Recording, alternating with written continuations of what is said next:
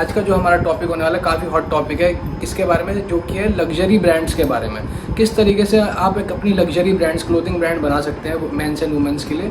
तो गौरव जी हमारा subject matter expert आज सारा हमें बताएंगे किस तरीके से आप अपनी लग्जरी ब्रांड को स्टैब्लिश करें, कैसे उसको प्रमोट करें और कैसे अपना बिजनेस को आगे बढ़ाएं।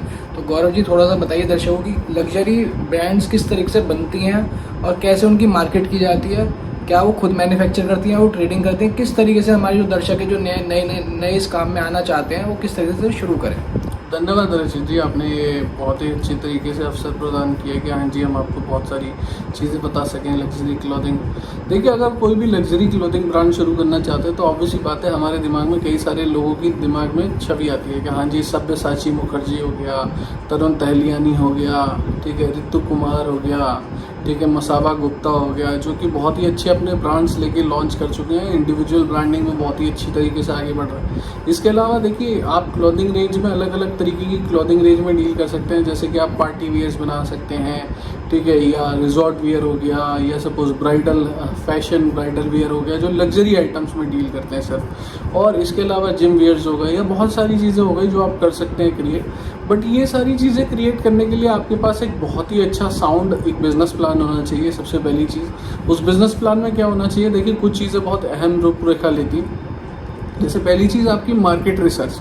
अगर आपने मार्केट रिसर्च नहीं करी हुई, हाँ जी, आपकी टारगेट ऑडियंस क्या होगी, क्या वो किड्स होंगे, क्या वो यूथ होंगे, या आपके एल्डर लोग होंगे, या एक तरीके से मैच्योर्ड पीपल होंगे।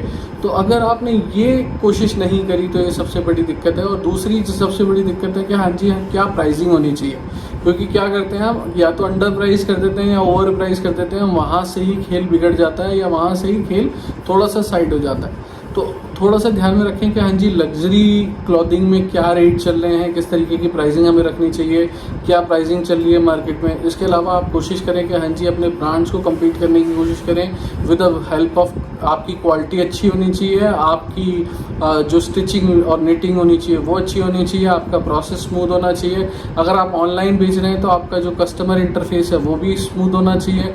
कस्टमर एक्सपीरियंस जिसे हम बोलते हैं कि हाँ जी कस्टमर सर्विस जो देते हैं बाद में, वो अच्छी होनी चाहिए, और उसी के बेसिस पे हम इसको आगे ले जा सकते हैं। ये सारी चीज़ें जब एक साथ मिलके चलेंगी, इसके बाद आपको रजिस्ट्रेशन भी कराना अपने बिजनेस का, क्योंकि बिना रजिस्ट्रेशन के अगर आपने बिजनेस शुरू कर दिया तो ऑब्वियसली बात है आपको पेनल्टी और पनिशमेंट्स हो सकती हैं।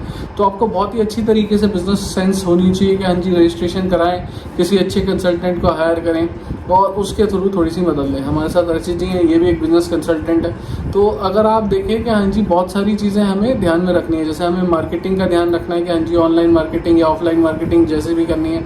आप अगर ऑफलाइन जा रहे हैं तो ऑब्वियसली बात है आपकी स्टोर की लोकेशन बहुत वेरी करती है कि हाँ जी कहाँ आप अपने प्रोडक्ट को बेचना चाहते हैं, किस तरीके से बेचना चाहते हैं। ये सारी चीज़ें बहुत अहम रूपरेखा लेती हैं। ठीक है, अच्छा गौरव थोड़ा ये बताइए कि किस तरीके से बेसिकली सबसे पहला स्टेप क्या होना चाहिए, मतलब पहले वो रजिस्ट्रेशन कराएं या फिर माल पहले देखें कि भाई कहाँ से वो प्रोक्योर करेंगे, मार्केट रिसर्च करें। तो बेसिकली सबसे पहला स्टेप क्या होना चाहिए, ब्रांड एस्टेब्लिशमेंट, या फिर पहले आप अपना मार्केट ग्राउंड वर्क जो भी अपना चेक करें कि आप ये बिजनेस करने में इंटरेस्टेड हैं या नहीं है, क्या इसमें प्रॉफिट मार्जिन है, क्या वो पहले प्रोजेक्ट रिपोर्ट ले हमसे या फिर रजिस्ट्रेशन कराएं। मतलब बेसिकली पहला स्टेप क्या होना चाहिए किसी भी कोई भी क्लाइंट हमारा अगर शुरू करना चाहता है, कोई भी दर्शक हमारा जो देख रहा है वीडियो शुरू करना चाहता है, वो किस तरीके से मूव ऑन करे इस बिजनेस में आने के लिए। देखिए, आपने बिल्कुल सही बात बोली कि हाँ जी first step is the last step, और किस तरीके से हम अपनी रूपरेखा तय करें कि हाँ जी आज हम पहले स्टेप पे हैं और बिल्कुल लास्ट स्टेप तक पूरी प्लानिंग के साथ और पूरी बढ़िया तरीके से इंटैक्ट करके सारी चीज़ों को चलें।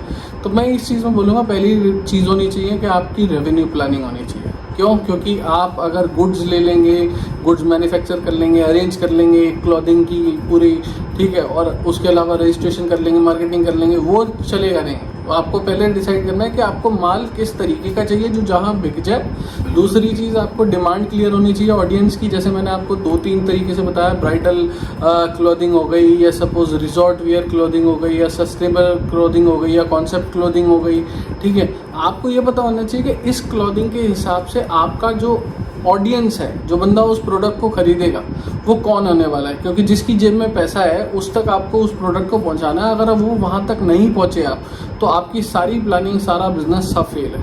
रीज़न फॉर बीइंग, आप जो चीज़ बेचना चाहते हो वो प्रोक्योर भी हो जाएगी, सारी चीज़ें हो जाएंगी, बट आपको रेवेन्यू प्लान बनाने पड़ेंगे। रेवेन्यू प्लान अच्छी तरीके से बनाएंगे तभी आगे बढ़ेंगे। दूसरी चीज़, रेवेन्यू प्लान पे हम बिजनेस प्लान क्रिएट करते हैं। इवन रचित जी तो बिजनेस प्लान एक्सपर्ट है, तो ये आपको पूरी डिटेल्स दे सकते हैं इसमें। अगर आपकी कोई भी क्वेरी है कि हाँ जी हम बिजनेस प्लान कैसे बनाएं, किस तरीके से बनाएं, ठीक है।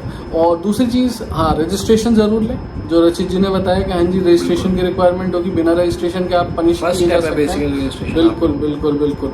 और अगर मैं बोलूँ 0 स्टेप हमारा रेवेन्यू प्लानिंग था, बिजनेस प्लानिंग था, जो रचित जी बताएंगे। और दूसरी चीज़ में ये है कि हाँ जी आप रजिस्ट्रेशन जरूर लें। आप अपनी कंपनी बनाएं। अगर आप 2 लोग हैं तो आप प्राइवेट लिमिटेड कंपनी बना सकते हैं, LLP में भी जा सकते हैं। अगर आप सिंगल पर्सन हैं तो 1 पर्सन कंपनी जरूर बनाएं। सोल प्रोप्राइटर की तरफ ना जाएं, क्योंकि इसका एक रीज़न है। सोल प्रोप्राइटर में कई ऐसी चीज़ें हैं जो आपको दुविधा दे सकती हैं। कल को आप अगर अपना ब्रांड बनाना चाहते हैं, बड़ा ब्रांड बनाना चाहते हैं, तो वो OPC या प्राइवेट लिमिटेड के थ्रू ही होगा। कल को एंजल इन्वेस्टमेंट लेना चाहते हैं तो वो सिर्फ प्राइवेट लिमिटेड के थ्रू ही आती है। दूसरी चीज़, आपको इन्वॉइसेस काटने पड़ेंगे।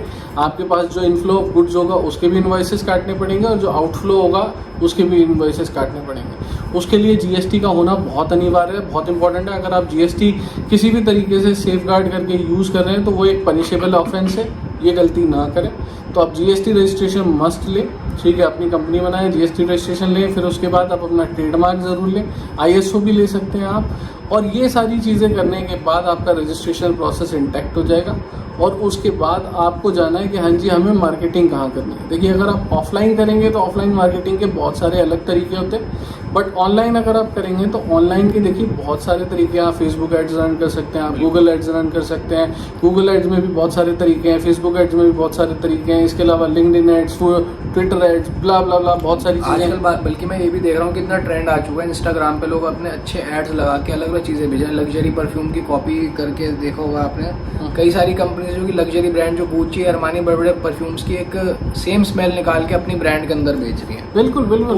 और वो सेल भी हो रहे हैं, बहुत अच्छी सेल्स आ रही है, 50-50 हज़ार लाइक्स आ रहे हैं, सेल्स भी अच्छी निकाल रहे हैं। तो आप लोग भी इस तरीके से अपनी ब्रांडिंग करके सब चीज़ें कर सकते हो, क्योंकि इस टाइम इतना ज़्यादा ऑनलाइन पे आ गया है, हमारा कंट्री जो हो गया, ऑल ओवर वर्ल्ड ही ऑनलाइन पे आ चुका है। तो डिजिटल मीन्स का बहुत यूज़ हो रहा है। अगर आप उसको यूज़ नहीं कर रहे हैं तो आप अपना बिजनेस आगे नहीं बढ़ा पाएंगे, क्योंकि ऑफलाइन तो मार्केटिंग एक तरीके से खत्म ही होती जा रही है।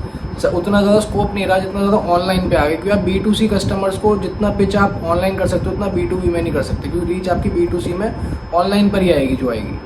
और अगर मैं बोलूँ कि देखिए, अगर आप सिंपल सी मैथ समझने की कोशिश करें, देखिए कोई भी एक आइटम जो अच्छा आइटम होगा, जो आप लग्जरी क्लॉथिंग में बेचना चाहते हैं, अगर वो $1000 तक का भी पड़ा, मतलब एक तरीके से 83,000 के करीब, क्योंकि 83 के करीब $1 की कीमत ऊपर नीचे होती रहती है, तो 83,000 के करीब की एक सिंगल ड्रेस होती है या सिंगल एक आइटम होता है जो क्लॉथिंग में होता है। अब वो 83,000 में से अगर हम मान लें कि 50% भी हमारी कॉस्ट हुई है, भाई टेलरिंग की, नेटिंग की, या किसी तरीके से उसे बनाने की, उसका फैब्रिक या वो सारी चीज़ें करने की, ठीक है।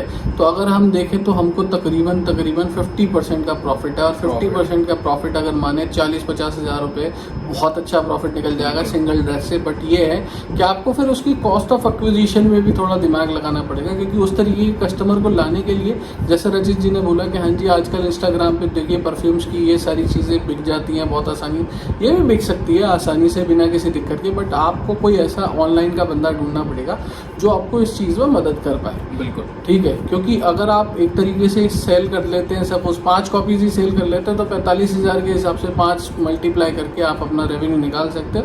5 ड्रेसेस में आपका काम पूरा हो जाएगा। और अगर आप 5 ड्रेसेस से 20-25 ड्रेसेस तक जाते हैं तो फिर तो आप अनलिमिटेड पोटेंशियल के साथ आते हैं इसमें। तो ये एक छोटी सी मैथ थी जो हमने सोचा कि हाँ जी आपके साथ शेयर करेंगे। इसके अलावा मार्केटिंग की बात आए तो आप SEO कर सकते हैं, वेबसाइट बना के आप शॉपिफाई पे अपना स्टोर बना सकते हैं।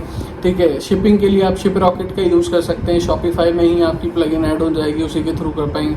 अब ऑफलाइन में जब हम जाते हैं तो ऑफलाइन में हमको बहुत ज़्यादा कॉस्टिंग पड़ती है। क्यों? क्योंकि हमको स्टोर खोलना है, मार्केटिंग के लिए बंदा रखना है, स्टोर खोलना है, इतने सारे फिक्स एक्सपेंस हो गए, इलेक्ट्रिसिटी बिल हो गए, रेंट हो गया, इशू आता है। बल्कि ऑनलाइन क्या आप घर से भी स्टार्ट कर सकते हैं, कंपनी रजिस्टर करिए, सिंपल अपना ऑनलाइन ऐड से पैसा लगाइए, मार्केटिंग पैसा लगाइए, खुद मैन्युफैक्चरिंग के चक्कर में मत पड़िए। इनिशियली बाहर से मैन्युफैक्चर करवाइए, ट्रेडिंग करिए उसकी। एक बार आपकी मार्केट बन जाएगी फिर तो आप मैन्युफैक्चरिंग कभी भी कर सकते हैं शुरू। अगर सिंगल वर्ड में बोलो तो ये आउटसोर्सिंग टाइप ऑफ मॉडल होगा, और जिसमें आप मतलब रचित जी ने बिल्कुल सही बिल्कुल कॉम्पैक्ट वे में बता दिया कि हाँ जी हमने क्या करना है, हमने बाहर से बनवाना है अपनी ड्रेसेस और जो भी आइटम है, ठीक है, और उसको करें। और सबसे बड़ी चीज़ इसमें सबसे बड़ा फ़ायदा आपको ये होगा कि ऑनलाइन में आपको कोई आइटम बिल्कुल एक्चुअल कॉस्ट पे लेके रखनी नहीं पड़ेगा। मतलब कल को अगर कोई ड्रेस लेके रख ली हमने ऑफलाइन में और वो बिके ना, तो वो हमारा लॉस है। और जो लग्जरी आइटम का लॉस होगा वो 45,000 पर ड्रेस का होगा, और ये बहुत बड़ा लॉस होता है अगर आप मीडियम एक तरीके से मीडियम इनकम ग्रुप में हैं तो। और अगर आप ये हाई इनकम ग्रुप में भी हैं तो 45,000 एक लॉस होता है, ठीक है। तो मैं ये चीज़ बोलूँगा कि अगर आप ऑनलाइन जाते हैं तो आपको ये सारे प्रोडक्ट रखने की ज़रूरत नहीं है, आप उनके डिज़ाइन से भी काम चला सकते हैं। आजकल तो कंप्यूटराइज डिज़ाइन बना सकते हैं, और ऑर्डर बेसिस पे 10 से 15 दिन के अंदर आपके पास टेलर्स ऐसे होने चाहिए जो कि आपके 10 से 15 दिन में ऑर्डर्स पूरे कर दें। इस चीज़ का ध्यान आप लोगों को रखना पड़ेगा कि आप किन से डील कर रहे हो, कहाँ से प्रोक्योर कर रहे हो माल जो भी है।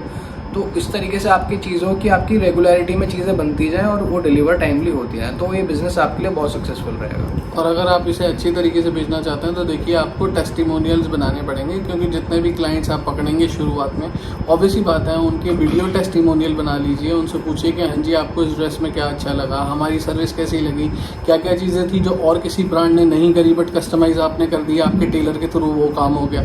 तो ये चीज़ें आप जिस तरीके से फर्निश करेंगे, जिस तरीके से आप केटर करेंगे, जिस तरीके से पूरा स्ट्रक्चर करेंगे, इसमें आपको बहुत लाभ मिलेगा।